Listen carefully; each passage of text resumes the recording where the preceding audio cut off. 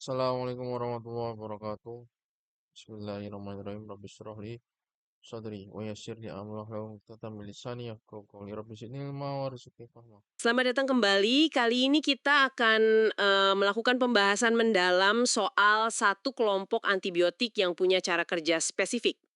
Iya, yang menghambat sintesis protein di bakteri itu ya. Betul sekali. Sumber kita sebuah infografis ringkas yang memetakan beberapa kelas utamanya. Nah, misi kita hari ini membantu Anda memahami cara kerjanya, kapan sih dipakainya, dan apa saja hal-hal krusial yang perlu diperhatikan.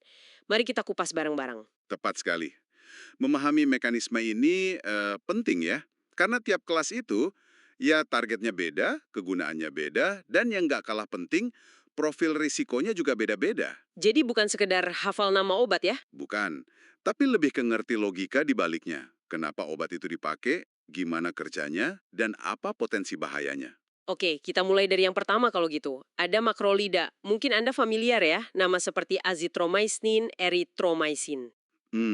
Ya, cukup umum. Infografis ini menyebutnya bakteriostatik. Ini maksudnya gimana ya? Bakteriostatik itu artinya dia nggak langsung membunuh bakteri, lebih ke menghambat. Dia hentikan sintesis proteinnya, jadi pertumbuhan bakteri terhambat. Oh, jadi perlu bantuan sistem imun kita juga ya buat memberantas infeksinya? Betul, sistem imun yang nanti akan membereskan sisanya. Targetnya cukup luas sih, bisa buat bakteri gram positif dan negatif. Biasanya dipakai untuk kasus apa saja ini? Seringnya untuk infeksi kayak otitis media atau radang telinga tengah, terus chlamydia, pneumonia. Atau bisa jadi alternatif kalau misalnya Anda alergi penisilin. Tapi ada catatan penting soal efek sampingnya ya. Ya, nah ini perlu diwaspadai. Gangguan pencernaan itu lumayan umum, tapi ada juga risiko yang lebih serius. Seperti apa itu? Misalnya risiko infeksi C. diff. Itu bakteri jahat yang bisa bikin radang usus parah pasca antibiotik. Terus ada potensi ototoxicity, gangguan pendengaran, masalah hati, atau liver Wah, sampai ke reaksi kulit yang parah, namanya Stevens-Johnson Syndrome atau SJS. Jadi, ada beberapa saran praktis nih. oke. Sebaiknya diminum pas perut kosong, hindari jus jeruk bali, grapefruit itu, karena bisa interaksi, dan ya, perlu pemantauan fungsi hati dan kadang detak jantung juga. Baik, tadi makrolida itu menahan ya sifatnya. Nah, kelompok berikutnya ini kayaknya pendekatannya beda nih, aminoglikosida. Contohnya gentamisin, amikasin. Betul. Infografis kita bahkan kasih catatan tebal, sangat efektif tapi sangat toksik.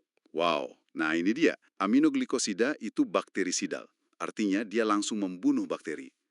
Caranya dengan mengacaukan ribosom dan sintesis proteinnya. Target utamanya lebih ke bakteri gram negatif. Karena sangat toksik itu, penggunaannya pasti lebih terbatas ya. Iya, betul.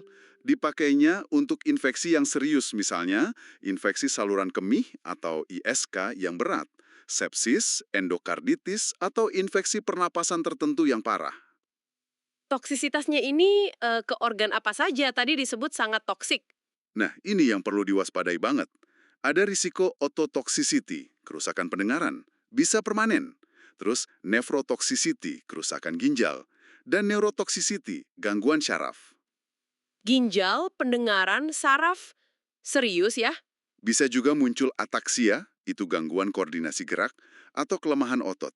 Makanya peringatannya tebal tadi. Dengan resiko sebesar itu, apa yang bisa dilakukan untuk meminimalkannya? Selain pemantauan ketat tentunya. Ya, pemantauan itu kuncinya. Betul-betul kunci. Kadar obat dalam darah, terutama kadar terendahnya atau trough levels, fungsi ginjal, fungsi hati, semuanya harus dipantau super ketat dan berkala. Ini juga alasan kenapa obat ini kontraindikasi, artinya tidak boleh diberikan pada pasien dengan kondisi kayak myasthenia gravis atau Parkinsonism, yang memang sudah ada masalah di saraf dan ototnya. Oke, jelas sekali. Kita lanjut ke kelompok ketiga, tetrasiklin. Akhirannya gampang diingat nih, siklin. Kayak doksisiklin, Ya, minosiklin. betul. Yang ini kembali ke mode bakteriostatik ya, kayak makrolida tadi. Menghambat sintesis protein, spektrumnya juga luas, gram positif dan negatif. Tepat. Kembali bakteriostatik. Tetrasiklin ini punya spesialisasinya sendiri. Efektif buat penyakit Lyme, misalnya.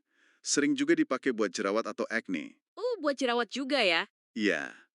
Terus beberapa penyakit menular seksual atau STD dan ISK juga bisa. Nah, yang khas banget dan perlu diingat dari tetrasiklin ini, efek sampingnya yang unik. Apa itu? Bisa menyebabkan perubahan warna gigi permanen pada anak di bawah 8 tahun. Jadi kuning atau kecoklatan gitu giginya. Dan permanen. Wah, permanen ya? Iya, makanya ini kontraindikasi mutlak. Tidak boleh untuk anak di bawah 8 tahun dan ibu hamil. Selain itu, ada resiko fotosensitivitas. Fotosensitivitas. Kulit jadi sensitif cahaya matahari? Betul, jadi gampang banget terbakar matahari. Makanya wajib pakai tabir surya kalau lagi minum obat ini. Gangguan pencernaan dan potensi masalah hati juga ada seperti yang lain. Jadi, selain pantangan usia dan kehamilan, ada lagi yang perlu diperhatikan saat minum tetrasiklin?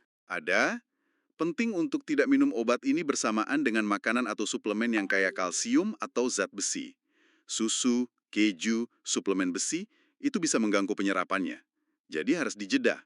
Oke, dicatat. Terakhir nih, untuk pembahasan kita, ada linkosamida. Contoh utamanya clindamycin. Iya, clindamycin. Cara kerjanya bakteriostatik juga, mirip makrolida, targetnya gram positif dan negatif. Betul.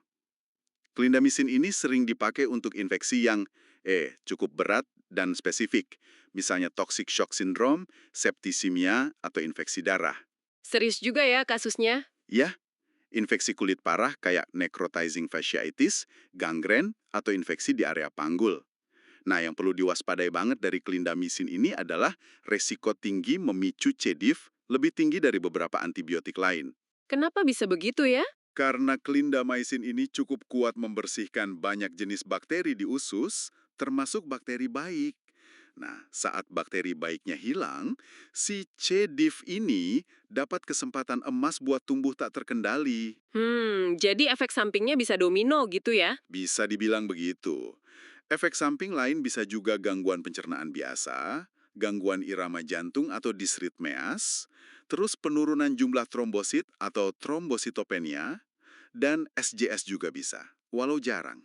Jadi pemantauannya fokus kemana kalau pakai clindamycin? Jelas, kondisi buang air besar pasien harus dipantau ketat untuk deteksi dini C. diff. Terus, kalau ada keluhan jantung berdebar, ya perlu diperiksa. Kadang perlu juga cek darah lengkap, CBC, dan profil koagulasi.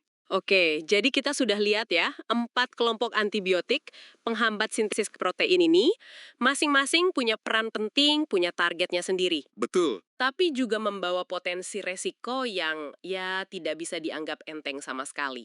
Intinya memang selalu soal keseimbangan. Keseimbangan antara efektivitas melawan infeksi dengan potensi toksisitasnya. Ini yang jadi pertimbangan utama. Penggunaan yang bijak jadi kuncinya ya. Tepat sekali. Penggunaan yang tepat, indikasi, dosisnya benar, durasinya pas, dan pemantauan efek samping itu krusial. Ini lagi-lagi menegaskan kenapa antibiotik itu harus pakai resep dan panduan dokter. Nggak bisa sembarangan.